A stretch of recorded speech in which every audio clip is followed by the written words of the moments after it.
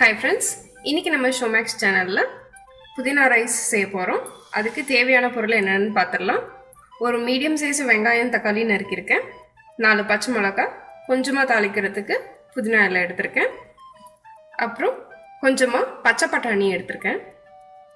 இப்போ அரைக்கிறதுக்கு என்னென்ன பொருள் வேணும்னு பார்த்திடலாம். 3 பூண்டு, 4 பச்சை மிளகாய் எடுத்திருக்கேன்.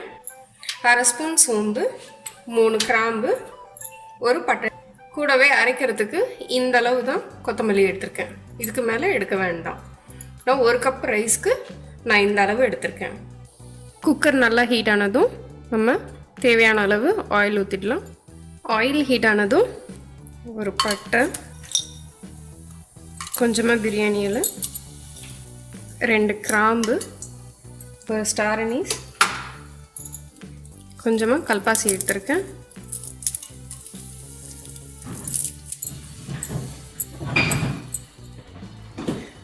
ஒன்ஸ் ஆயிலில் ஃப்ரை ஆனதும் நம்ம தாளிப்புக்கான பொருள்லாம் ஆட் பண்ணிடலாம். ஆனியனும் பச்சை மிளகாவும் இனிஷியலாக ஆட் பண்ணுறேன். ஆனியனுக்கு தேவையான அளவு சால்ட் ஆட் பண்ணிக்கோங்க.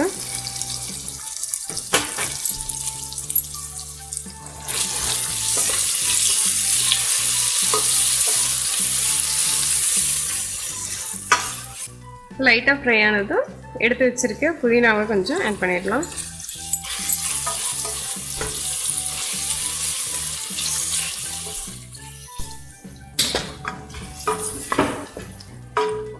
ஆனியன் ஃப்ரை ஆனதும் நம்ம பச்சை பட்டாணி ஆட் பண்ணிடலாம்.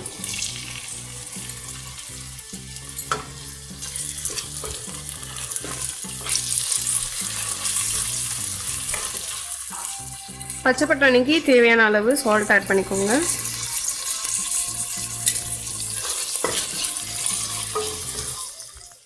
பச்சை பட்டாணி கொஞ்சம் வதங்கினதும் நம்ம தக்காளி ஆட் பண்ணிடலாம்.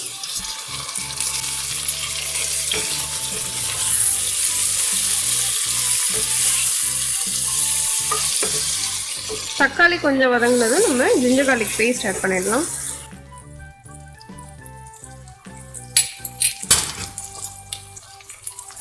நல்லா பச்சை வாசனை போகிற அளவுக்கு வதக்கிக்கோங்க.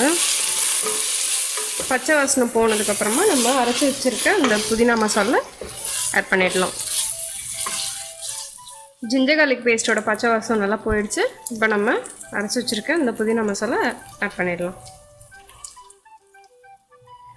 மசாலா ஆட் பண்ணதுக்கப்புறமா நான் கொஞ்சமாக டர்மரிக் பவுடரை ஆட் பண்ணுறேன். நம்ம உடனே தண்ணி ஆட் பண்ணி நம்ம சாதம் போட்டுட்டோம்னா உங்களுக்கு பச்சை வாசனை அடிக்கிற மாதிரி இருக்கும் சம்டைம்ஸு. ஸோ அதனால் புதினா நல்லா எண்ணெய் கக்கி வரணும்.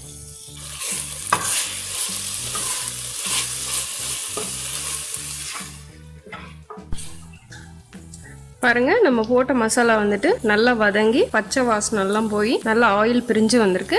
இந்த ஸ்டேஜில் நம்ம தண்ணி ஆட் பண்ணிக்கலாம். நான் 1 கப் ரைஸ்க்கு 2 கப் வாட்டர் எடுத்துருந்தேன், அதை ஆட் பண்ணிட்டேன்.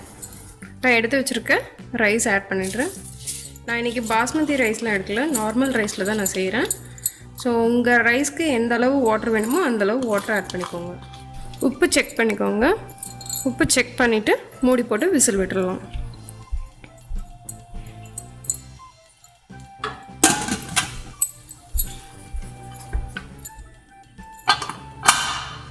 இப்போ ப்ரெஷர் ரிலீஸ் ஆகிடுச்சு.